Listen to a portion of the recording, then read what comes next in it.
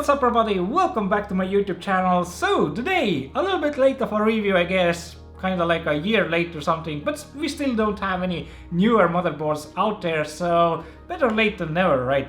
So today I'm gonna give my final verdict for the Z390 motherboard from ASUS, their Maximus 11 Gene, which is a mATX motherboard.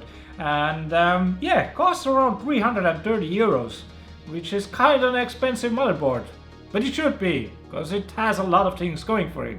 And what exactly, that's what we're gonna talk about in my today's video here. If you wanna buy this motherboard, you can do it down below. I have in the description my Amazon link, so you can buy it from there. But anyway, what makes this motherboard so good? So, I mean, first of all, of course, it's a Z390 motherboard, an mATX gaming motherboard to be precise, right? That does come with Wi-Fi support built into it. Now, there is also room for two memory sticks with a total of maximum 64 GB of DDR4 memory.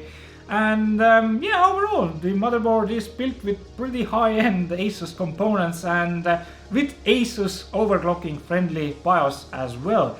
The BIOS is really well built here, and I really love what ASUS has done in the BIOS. So if you're into any sort of overclocking, this is the motherboard to get pretty much. Now the design itself is pretty decent as well. There's no fans on the motherboard, which is nice, and there's even RGB LEDs built underneath the motherboard, so you can use whatever color scheme you wish via the Aura Sync software that, you know, ASUS provides us. The only thing that I would nag a little bit about here is that the RGB LEDs underneath the motherboard are really far apart from each other, and it really shows when you're looking at the motherboard, you know, in the case.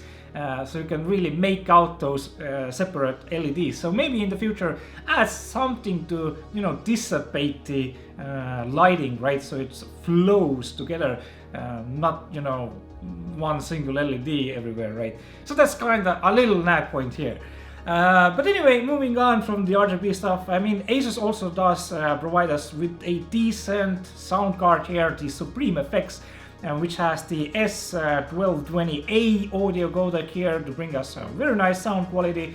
And yeah, in other things we can find, you know, 4 SATA boards here, and yeah, there's room for a ton of M.2 drives as well, which kind of surprised me because it is a mATX motherboard. But yeah, it does have 2 M.2 drive slots underneath the M.2 heatsink, and you can add 2 more via the DIMM.2 slot.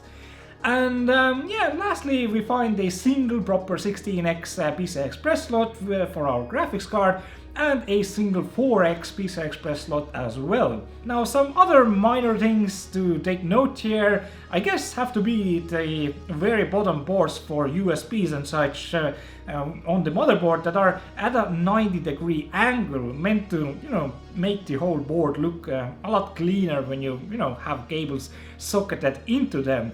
Although I think that they should have added a plastic socket, plastic black socket for them, because it doesn't really look that great without having cables socketed into them. And yeah, there are some other cool features like a power and a reset switch straight on the board, with even a postcode indicator showing you information on what's happening and, you know, possibly helping you identify problems via the postcode. Especially as this is a overclocking motherboard, it's kind of handy to have something like that.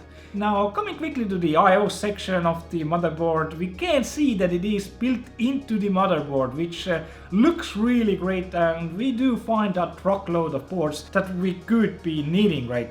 There is a total of 9 USB ports with an extra USB Type-C as well. We also find the Wi-Fi antenna ports there, a single HDMI port, and our audio ports with an optical out included as well. The more interesting things here are, I guess, you know, the BIOS flashback and CMOS switch with an added PS2 port for an old ancient keyboard or mouse.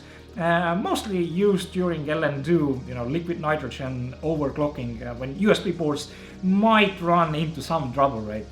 And yeah, that kind of covers the entire board. I mean, yeah, overall, very well built mATX motherboard, that even has ASUS's Aura Sync RGB going on. for it. Although, I mean, I would have hoped to see that the LEDs, you know, could have blended better and not stick out as a sore thumb like single LEDs, right? Something to improve in the future, right? The I/O area is also covered via a huge back cover that, you know, looks really nice with the RGB that it has, right? And yeah, I mean, overall for 330 euros, I guess you kinda can justify the price, right? The overclocking ability that this motherboard offers is really great, right? As I said, ASUS is one of the better BIOS makers out there, right? Manufacturers. They know what they're doing, right? So if you're into that, yeah, you can definitely take full advantage via this mATX motherboard. But although I personally do not overclock anything anymore, it's just completely pointless in my opinion. I've done, you know, like I did like 15 years straight overclocking, and I kinda got tired of it because I didn't see any, you know, real benefits in overclocking even with liquid nitrogen, right? But anyway, this is my review here. I'm gonna give the Maximus 11 Gene a decent 9 out of 10, and I mean, it is a pretty high price to pay for a motherboard, right? But it is mATX, has a ton of ports for all sorts of stuff that you would need, right? It also has Wi-Fi and the amazing overclocking ability. So I mean, overall, it's a really great built motherboard to, you know, check out and try out, right? But of course, everything that you do via overclocking, right, depends, right, how good your other parts are, like the memory or your CPU. Is your CPU cut out from the middle of the wafer or the edge of the wafer? So that means a lot more overclocking ability, right? There's a ton of other things to go with overclocking, right? But ASUS is providing us with a really great BIOS to, you know, take full advantage of whatever gear we put on this motherboard. Anyway, that's gonna conclude my video here. Hope you guys enjoyed it. Didn't go into maybe too much detail here, but I think I covered the most main selling points here, I guess, right? Anyway, thanks for watching. If you like my video, leave a thumbs up, and if you have any questions, leave them down below in the comment section. I do also have an overclocking tutorial video on my channel somewhere, so you can check it out. Maybe I'll leave a link in the description. But anyway, thanks for watching. See you guys later. Ciao for now.